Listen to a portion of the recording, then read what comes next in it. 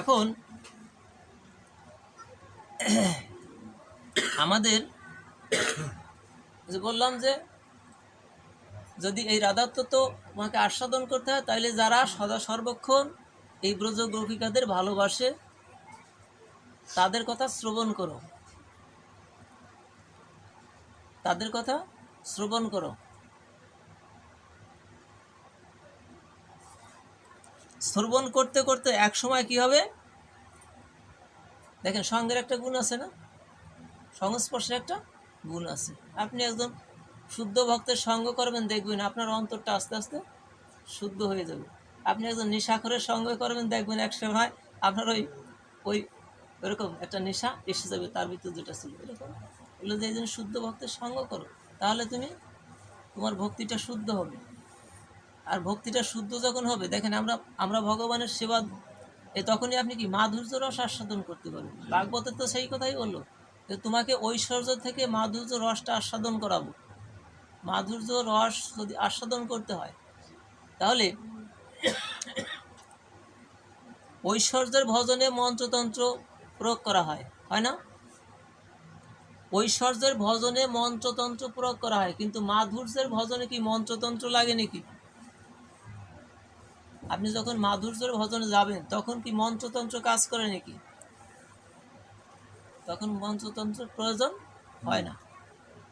যদি হতো তাহলে দেখেন, ব্রজের যে সমস্ত সখারা, ব্রজের সখারা যে কৃষ্ণ ভজন করে, কৃষ্ণকে ভালোবাসে, ওইখানে গোচারণ ভূমিতে গিয়ে ফলমূল সংগ্রহ করে আনে। এখন ওই ফলমূল সংগ্রহ করে এনে কৃষ্ণকে খাওয়ায়, ওইটার ভিতরে কোনো মন্ত্রতন্ত্র প্রয়োগ করা হয়েছিল নাকি? ওই ফলগুলো সংগ্রহ করে আনার পর চিন্তা করে এই বনের সমস্ত কিছু কিছু ফল আছে, এই সুমিষ্ট কিছু আছে, টক কিছু আছে, তো কিছু আছে আবার এর ভিতর বিষ ফলও থাকতে পারে। এই জন্য কি করে, যদি বিষ ফল কৃষ্ণকে খাওয়ায় তাহলে কি কৃষ্ণ মারা যাবে। এই জন্য আগে ওরা নিজেরা ওইটা বদনে দিয়ে ওরা খেয়ে দেখে যে এটা সুমিষ্ট কিনা। যদি সুমিষ্ট ফল হয় তাহলে কৃষ্ণের বদনে তুলে দেয়। বলেন তো এইখানে মন্ত্রতন্ত্র কি কাজ করে নাকি? মন্ত্রতন্ত্র লাগে নাকি? বলে তুমি মাধুর্যের ভজন যদি আস্বাদন করতে চাও, তাহলে ঐশ্বর্য মন্ত্রতন্ত্র প্রয়োগ আছে, কিন্তু মাধুর্যে নাই। ব্রজের সখারা কৃষ্ণকে খাওয়াই দেয়। আবার যখন কৃষ্ণ ওদেরকে কাঁধে নিতে চায় না বলে, তখন বলে না না, কাঁধে তুই নিবাই। হ্যাঁ, তার কারণ তুমি কোন বড় লোক, এই খেলার মাঠে তুমি আমি সম। তুমি কোন বড় লোক, তুমি আমি সম।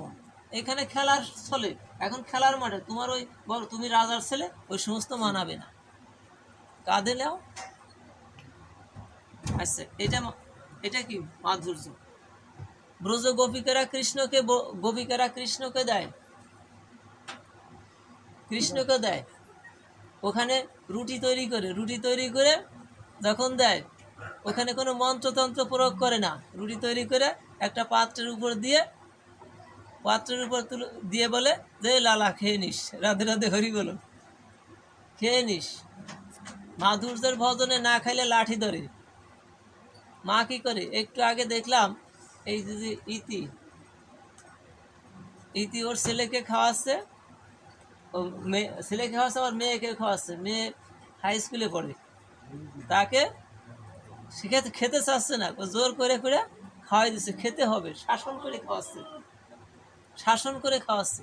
এই ভজনে যখন যাবা তখন সেটা কি মাধুর্য। এই ভজনে যখন যাবো তখন তাহলে নিজের সন্তানকে ওইভাবে খাও। যদি তুমি কৃষ্ণকে বাৎসল্য প্রেমে ভালোবেসে থাকো, তাহলে তোমার হাতে এরকম করে কেন খাবে না? তুমি অধিকার তোমার আসবে। তোমার প্রীতিটা যখন গাঢ় হবে তখন ঠিক তদ্রূপ হবে। দেখেন, যখন এই প্রীতিটা গাঢ় হয় তখন তার ভিতর কোনো কিছু, যেমন এক জলের ভিতর আপনি হাতটা ঢুকিয়ে দিতে পারছেন সহজে, কিন্তু একটা কাঠের ভিতর কি আপনার হাতটা দিতে পারবেন? ওখানে একটা পেরেক দেওয়া যাবে, কিন্তু একটা লোহার ভিতর তখন পেরেকও দেওয়া যাবে না। যখন আপনার ভালোবাসাটা সঠিক জায়গায় গিয়ে দাঁড়াবে, ভজনটা মাধুর্যের ঘরে যেয়ে পৌঁছাবে, তখন কিন্তু আপনি ভগবানকে শাসন করতেও দ্বিধাবোধ করবেন না।